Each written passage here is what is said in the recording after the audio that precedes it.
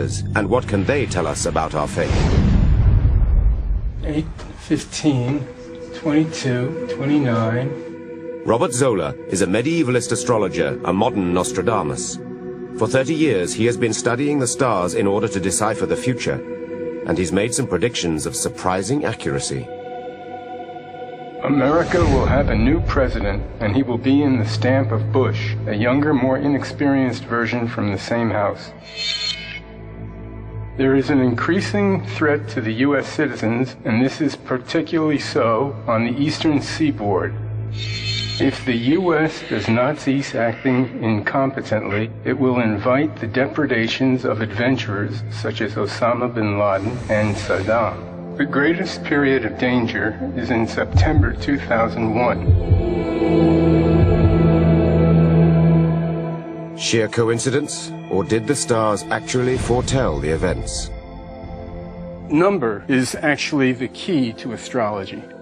The sequence of integers between 1 and 9, and later the addition of 0, was seen by some of the ancients as being the basic principles whereby being became articulated into something. Astrology rests upon this kind of thinking.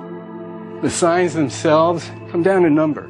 Why it seems to work is an enigma, but many ancient civilizations fervently believed that the stars and nature held the answers to the mysteries of life. The Mayans and the Hopis, as virtually all indigenous people throughout the world, were very connected to the sky. The Mayans in particular were very sophisticated in noticing the rhythms of the heavens and building elaborate calendars with great accuracy. The Mayan calendar, which was designed to calculate the progress of the seasons, was also a tool of prophecy. The calendar ends abruptly on the 21st of December 2012, and Mayan prophecy describes bleak events surrounding that time. The face of the sun will be extinguished because of the great tempest. In a similar way, another Native American culture, the Hopis, have a prophecy that there would be times of great destruction, a day of great purification. These are the signs that great destruction is here. The world shall rock to and fro. The white man will battle people in other lands, those who possess the first light of wisdom. The fourth world shall end soon, and the fifth world will begin. The Hopi Indians in their final warnings are saying the world has been destroyed and reborn at least 4 times. Many native traditions say 4 times, and we're entering the 5th time. But according to many historians, these common themes in prophecy are nothing more than the inevitable patterns and rhythms of history. All prophets are predicting similar sorts of things. They're essentially talking about how history sort of repeats itself, and you'll get the same sorts of things in cycles. Perhaps. But there is one man whose prophetic and predictive talents continue to baffle even the most skeptical of critics. With only a smattering of education, he revealed secrets of the past. He predicted wars, diagnosed and cured illnesses, and saw cataclysmic changes to our planet that only scientists could have described. And he did it all in his sleep. For 43 years of his life, Edgar Cayce demonstrated a mystifying ability to put himself in a trance and give people around him detailed information about virtually anything they asked, relating to the present, the past, or the future. Edgar Cayce is probably the most profoundly important clairvoyant of all time. He was clearly the most gifted psychic of the 20th century. Cayce predicted the Second World War, the death of presidents, the future of medicine. He also diagnosed illnesses, and all in his sleep. His psychic readings, all 14,306 of them, are archived and catalogued at the Association for Research and Enlightenment in Virginia. They constitute the largest collection of psychic material from a single source in the world. Edgar Cayce didn't give 10, 20, 500 readings in his career. He gave 14,000. Think of a Las Vegas stage performer having to come up with a different routine twice a day, every day for 45 years. It's just not possible. Edgar Cayce gave readings about many different subjects.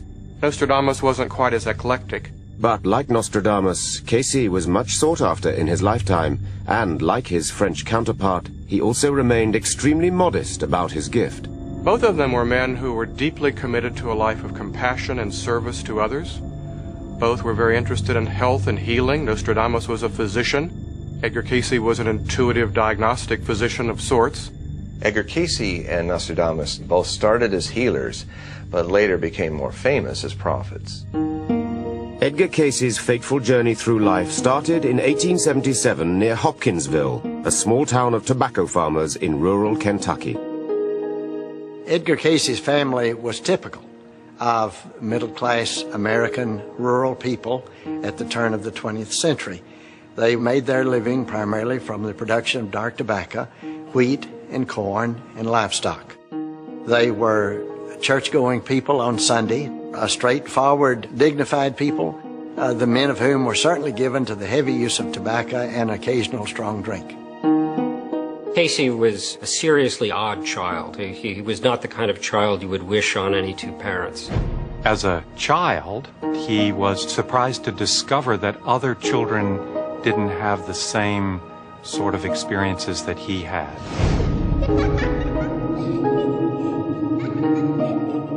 As a boy, Edgar often had visions as he sat in the woods reading his Bible. After his grandfather drowned in their pond, he reported seeing him regularly around the farm. The child was also said to have had the uncanny ability to memorize entire books by sleeping on them. Had he been born in different circumstances, not a little rural community, Edgar could very easily have been, sold as a circus act. He was completely surrounded by people who loved him, people who protected him. Edgar's most extraordinary talent, which earned him the nickname Sleeping Prophet, surfaced several years later when he was in his early 20s. While working as an insurance salesman, he developed severe chronic laryngitis. Unable to speak, Cayce took a job as a photographer. In the darkroom, he wouldn't be required to talk much. But the malady persisted, and he finally decided to seek help. At that time, Edgar had had some friendship association with Dr. Al Lane, a homeopathic physician. And Dr. Lane suggested to young Edgar, why not self-impose hypnosis?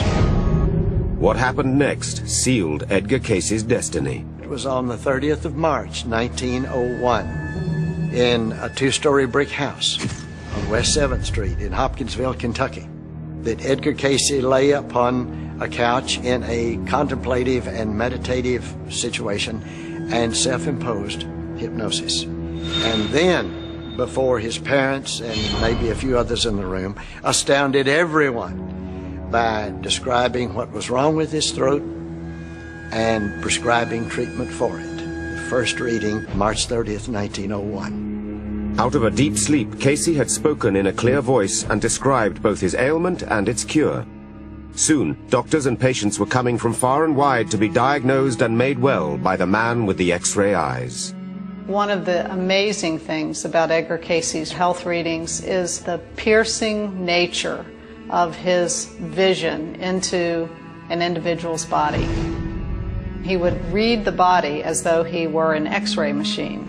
And the terminology that he used was quite medical. It's quite amazing. In 1905, Cayce told surgeons how to mend the badly broken leg of a local man, George Dalton, by inserting a nail into the break. The doctors had said Dalton would never walk again. He did. To our knowledge, that was the first time in medical history of the use of a nail